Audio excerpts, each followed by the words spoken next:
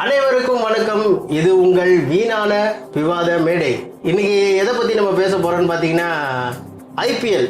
அதாவது இந்த வருஷம் ஆர்சிபிக்கு ஈசாலா கப்பா இல்ல லாலி பப்பா, அதை பத்தி தான் இன்னைக்கு விவாதிக்க போறோம். ஸோ இன்னைக்கு யார் யார் வந்திருக்காங்கன்னு பாத்தீங்கன்னா ஆர்சிபி சப்போர்ட்டர் கேரளால இருந்து வந்திருக்காரு. ஒரு பேர் பாத்தீங்கன்னா குஞ்சி மோகன். வணக்கம் சார். வணக்கம் வணக்கம். இப்போ அடுத்தது பாத்தீங்கன்னா சிஎஸ்கே சப்போர்ட்டர் ஒருத்தர் வந்திருக்காரு. அதாவது சிஎஸ்கே வெரியன், சிஎஸ்கே பெரிய ஃபேன் மிஸ்டர் தருண் அவர்கள். வணக்கம் வணக்கம் வணக்கம். திரு குஞ்சுமோன், நீங்க வந்து ஆர்சிபி ஃபேனா மாறிட்ட பேரு ஏதோ உங்க பேர்ல ஏதோ சேஞ்ச் பண்ணிட்டீங்கன்னு கேள்விப்பட்டேன். ஆமா சார் கண்டிப்பா அது பெருமை தான் எனக்கு. தலையோட விராட் கோலின்ற பேர்ல வந்து கோலி எடுத்து என் பேர் முன்னாடி சேர்த்துக்கிட்டேன்.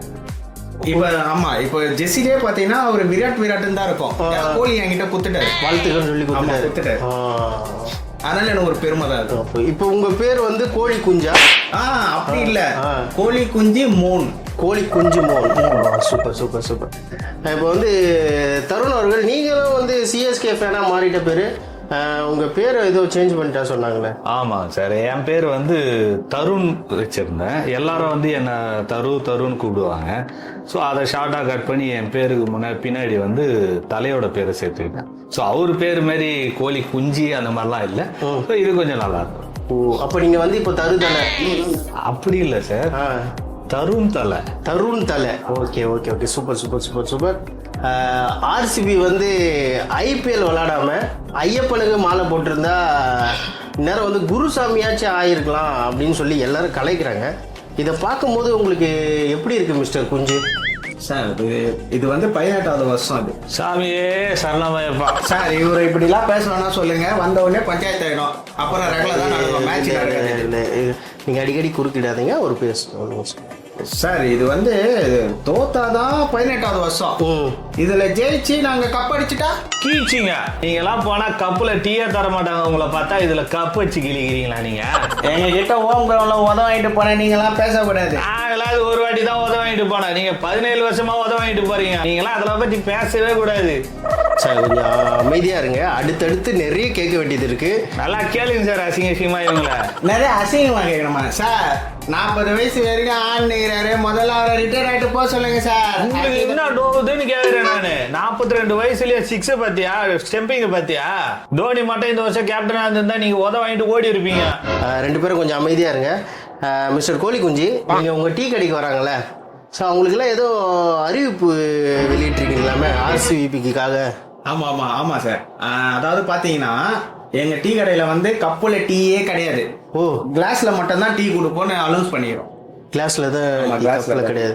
அப்போ கப்பு டீ கேட்கறவங்களுக்கு என்ன பண்ணுவீங்க சார்? குறுக்க பேசணும் சொல்லுங்க. அமைதியா நீங்க சொல்லுங்க. அதாவது பாத்தீங்கன்னா 2 சிங்கிள் டீயா கொடுத்து பார்சல் பண்ணி கொடுத்துரும். 2 சிங்கிளா? அப்போ கப்பு தானே வருது. இல்ல அப்போ கூட கப்பு தரமாட்டேன்னு சொல்லிட்டாரு. 2 சிங்கிளா கட்டி வர. அப்ப நீங்க 2 கப்பு டீ கட்டினா கூட 4 சிங்கிள். ஆமா ஓகே. அடுத்த கேள்வி மிஸ்டர்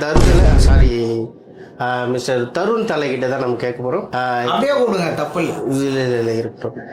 இப்போ வந்து சிஎஸ்கே வந்து மொத்தம் 4 மேட்ச் விளையாடி இருக்கு. அதில் 1 தான் ஜெயிச்சிருக்கு, 3 வந்து தொடர் தோல்வி. இப்போ பவர் பிளேல பார்த்தீங்கன்னா இப்போ மொக்க டீமாக கூட இருக்கட்டும், அதுவே ஒரு 80, 90, 100 அடிக்குது.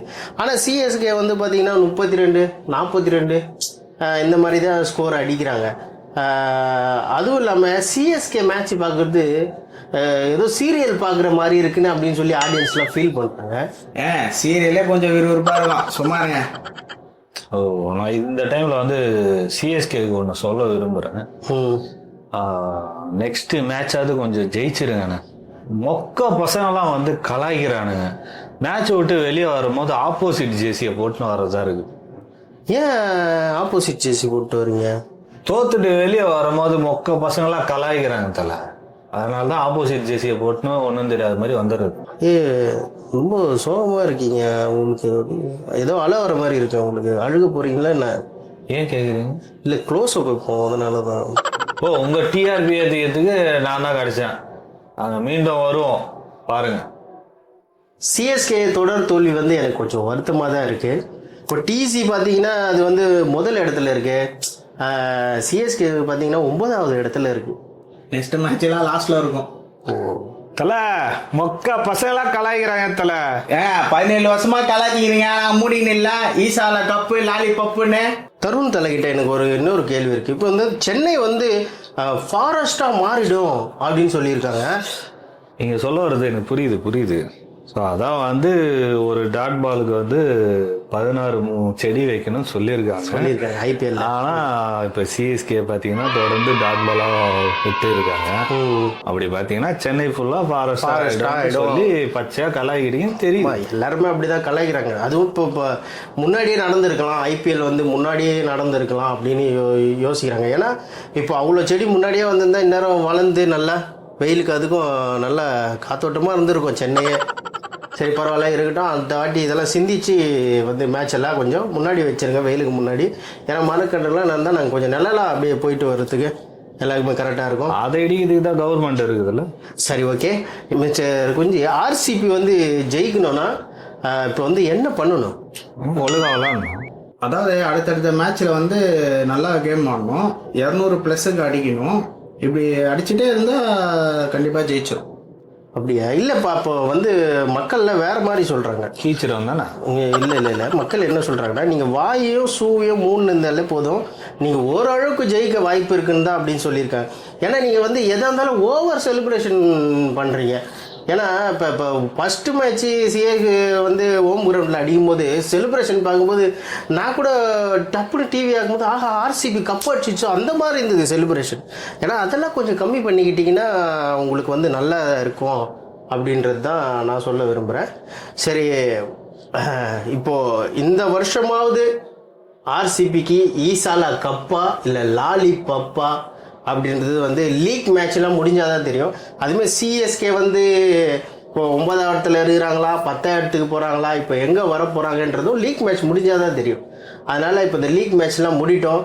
இந்த குவார்ட்டர் செமிஃபைனலில் திருப்பும் நம்ம விவாத மேடையில் சந்திப்போம். இது வீணான விவாத மேடை. ஸோ ரொம்ப நன்றி, நல்லா கலந்துக்கிட்டீங்க. பேமெண்ட் எல்லாம் வந்துடும். அடுத்த வாட்டி நல்லா அடிச்சுக்கலாம், புரியுதா? அப்போதான் மக்கள் பார்ப்பாங்க. நல்லா அடிச்சுக்கணும். என்னையா பேசுறீங்க? பரவாயில்ல, கெட்ட வார்த்தை கூட பேசு, நான் கீன்னு போட்டு கட் பண்ணிக்கிறேன். ஓகே, அப்படி அதுதான் ஏதோ ஒன்று பீன்னு போட்டுக்கிறேன் இல்லை கீன்னு போட்டுக்கிறேன். நல்லா அடிச்சுக்குங்க, அப்போதான் மக்கள் பார்ப்பாங்க. அடிச்சுக்கிங்க, பனியனை பிடிச்சி இழுத்துங்க, அந்த மாதிரி எல்லாம் பரவாயில்ல, அதெல்லாம் பார்த்து கட் பண்ணிக்கலாம்.